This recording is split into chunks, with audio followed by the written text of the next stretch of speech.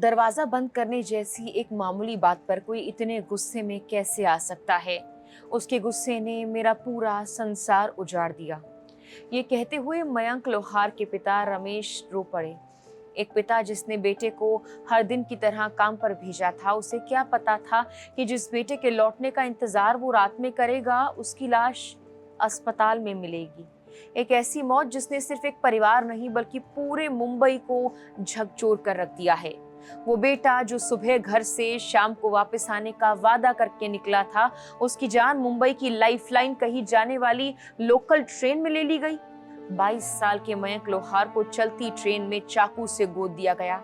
खून से लथपथ मयंक ट्रेन के फर्श पर गिर पड़ा और कुछ ही देर में उसकी जिंदगी खत्म हो गई। घटना का वीडियो भी सामने आया है, लेकिन उसकी भयावहता ऐसी है कि उसे दिखाना भी मुश्किल है। सोचिए, जिस घटना का वीडियो देखकर ही लोग सिहर जाएं, उस वक्त ट्रेन के अंदर मौजूद यात्रियों पर क्या गुजरी होगी। लेकिन आखिर मयंक था कौन, और वो कौन सी बात थी जिसने एक युवक की जान ले ली। मयंक लोहार का परिवार पहले अंधेरी के MIDC इलाके के गौतम नगर में SRA बिल्डिंग में रहता था। करीब 6 साल पहले परिवार विरार में किराए के घर में शिफ्ट हो गया था। मयंक ने अपनी स्कूली शिक्षा अंधेरी में पूरी की। 2 साल पहले उसने कॉमर्स में ग्रेजुएशन किया। पढ़ाई पूरी करने के बाद वो अंधेरी ईस्ट के JB नगर के कपड़ों के शोरूम में सेल्समैन की नौकरी करने लगा। पिछले 1 साल से वो उसी शोरूम में काम कर रहा था। उसके पिता रमेश लोहार ड्राइवर हैं। बड़ा भाई और बहन निजी कंपनियों में नौकरी करते हैं, जबकि छोटा भाई अभी कॉलेज में पढ़ाई कर रहा है। परिवार की उम्मीदें मयंक से जुड़ी थी। वो मेहनती था, जिम्मेदार था, अपने परिवार के लिए बेहतर भविष्य बनाने का एक सपना देख रहा था। रिश्तेदारों के मुताबिक मयंक रोज दोपहर करीब 1 बजे घर से निकलता और 2 या 2:30 बजे तक काम पर पहुंच जाता।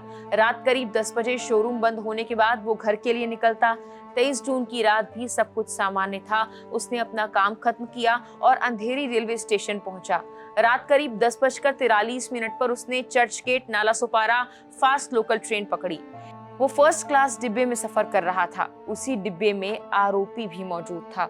बाहर तेज बारिश हो रही थी। बारिश का पानी ट्रेन के अंदर आ रहा था। इस वजह से मयंक ने दरवाजा बंद करने की कोशिश की। बताया जाता है कि उसने आरोपी से भी दरवाजा बंद करने के लिए कहा। कई दूसरे यात्री भी यही बात कह रहे थे, लेकिन इसी मामूली सी बात पर दोनों के बीच बहस शुरू हो गई। किसी ने नहीं सोचा था कुछ सेकंड्स बाद ये बहस हत्या में बदल जाएगी। पुलिस के मुताबिक आरोपी रोशन सुवर्णा ने अचानक चाकू निकाला और मयंक पर हमला कर दिया। चाकू के कई वार सीधे उसके सीने और पेट में किए गए। देखते ही देखते ट्रेन का फर्श खून से भर गया। मयंक वहीं गिर पड़ा। डिब्बे में मौजूद यात्री दहशत में आ गए। मयंक के चाचा लक्ष्मण लोहार के मुताबिक डिब्बे में कई लोग थे, लेकिन किसी की हिम्मत नहीं हुई कि आरोपी को पकड़ सके या मयंक को बचा सके। आरोपी के हाथ में चाकू था। उसका व्यवहार इतना आक्रामक था कि हर किसी को अपनी जान का डर लग रहा था। हमले के बाद भी आरोपी कुछ वक्त तक ट्रेन में रहा। फिर बोरीवली स्टेशन के पास पहुंचते ही वो ट्रेन से उतरकर भीड़ में गायब हो गया। उधर गंभीर रूप से घायल मयंक को बचाने की कोशिश की गई, लेकिन अस्पताल पहुंचने के बाद रात 11:22 पर डॉक्टर्स ने उसे मृत घोषित कर दिया। देर रात पुलिस का फोन परिवार के पास पहुंचा। एक ऐसा फोन जिसने पूरे परिवार की दुनिया बदल दी। जिस बेटे के घर लौटने का इंतजार हो रहा था, उसके नहीं रहने की खबर आई। परिवार पर दुखों का पहाड़ टूट पड़ा। मयंक के पिता ने द इंडियन एक्सप्रेस से बात करते हुए कहा, मेरा बेटा कभी किसी से झगड़ा नहीं करता था। वो बहुत शांत स्वभाव का था। अक्सर सिर्फ हाँ या ना में जवाब देता। उसने तो सिर्फ दरवाजा बंद करने को कहा था। इतनी सी बात पर कोई किसी की जान कैसे ले सकता है। अब सवाल था कि आखिर ये आरोपी कौन था जिसने मयंक की जान ली। पुलिस जांच में सामने आया कि आरोपी की पहचान 30 साल के रोशन सुवर्णा के रूप में हुई। वो ठाणे जिले के मीरा रोड इलाके का रहने वाला है। रोशन मुंबई एयरपोर्ट के पास एक कार्गो कंपनी में काम करता था, जहां वो बारकोड बनाने का काम करता था। उसके पिता और बड़ा भाई भी उसी क्षेत्र में काम करते हैं। पुलिस के अनुसार उसका कोई पुराना आपराधिक रिकॉर्ड नहीं था। पूछताछ में रोशन ने बताया कि वारदात वाली शाम उसने लगभग पूरी एक बोतल रम पी ली थी। उसका इरादा टैक्सी से घर जाने का था, लेकिन भारी बारिश और टैक्सी ना मिलने की वजह से उसने लोकल ट्रेन से जाने का फैसला किया।